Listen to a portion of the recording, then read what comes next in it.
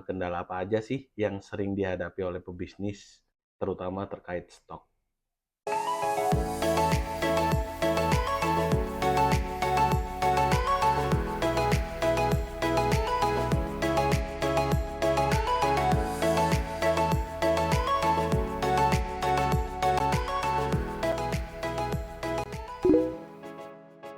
Kalau membahas mengenai stok, pasti ada saja kendala yang dialami oleh suatu perusahaan, baik itu dari segi eksternal ataupun internal. Nah, pada kesempatan kali ini saya ingin membahas mengenai kendala-kendala apa aja yang sering dialami oleh pebisnis, terutama terkait stok ini. Mari kita simak bersama-sama kendala apa aja. Poin yang pertama adalah pengeluaran ataupun penerimaan barang yang tidak sesuai dengan pencatatan yang ada. Jadi ketika misalkan terjadi barang masuk ataupun barang keluar, terutama orang gudang ini, dia tidak melakukan pencatatan secara benar. Misalkan stok barang yang masuk adalah 10 pieces, tapi orang gudang salah melakukan pencatatan dan hanya mencatat 8 pieces. Nah, dari situ saja sudah muncul kendala terkait stok ini. Atau kalau misalkan kita akan mengeluarkan barang dan akan mengirimnya kepada customer yang akan melakukan pembelian barang ke kita. Itu juga sama.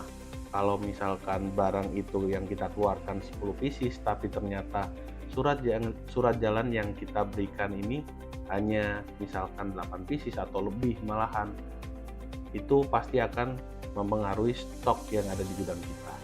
Nah, itu akan menjadi kendala dalam pencatatan keuangan kita nantinya. Yang kedua, pembelian dan pengadaan barang yang berlebihan. Ketika bagian admin melakukan pembelian barang tanpa melihat ketersediaan stok barang yang ada di gudang, itu juga akan menjadi kendala dalam stok yang kita miliki.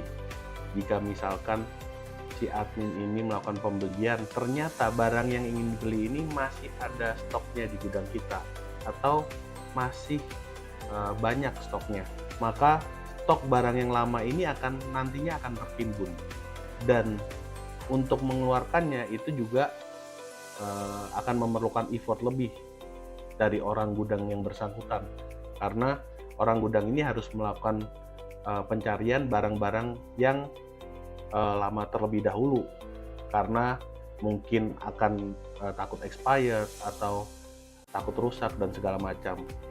Maka dari itu penting bagi orang admin ini, yang khususnya yang di bagian pembelian, untuk melihat ketersediaan stok yang ada dalam melakukan pembelian atau pengadaan barang. Oke, berikutnya adalah penyimpanan barang yang tidak diatur dengan baik. Nah, di sini efeknya dengan orang gudang. Jadi misalkan orang gudang menyimpan barang tidak sesuai tempatnya, atau kita memiliki banyak jenis barang, tapi kita tidak meletakkan barang tersebut di tempat yang seharusnya. Misalkan kita punya berbagai macam gudang atau berbagai macam rak untuk susunan peletakan jenis barang itu. Jadi ketika misalkan ada barang datang dan si orang gudangnya tadi tidak meletakkan barang dengan benar, maka ketika nanti akan mengambil stoknya pun itu akan menjadi masalah, karena barang yang seharusnya diletakkan di tempatnya itu bukan barang yang seharusnya. Jika barang yang Anda simpan tidak diatur dan ditata dengan baik, maka akan ada kemungkinan barang tersebut akan tercampur atau tertukar dengan barang yang lain. Intinya seperti itu. Kendala yang terakhir adalah kesulitan dalam melakukan stok opnam. Dengan beraneka macam jenis barang yang Anda miliki, tentunya Anda harus melakukan stok opnam secara terpisah berdasarkan kategori-kategori barang yang Anda miliki.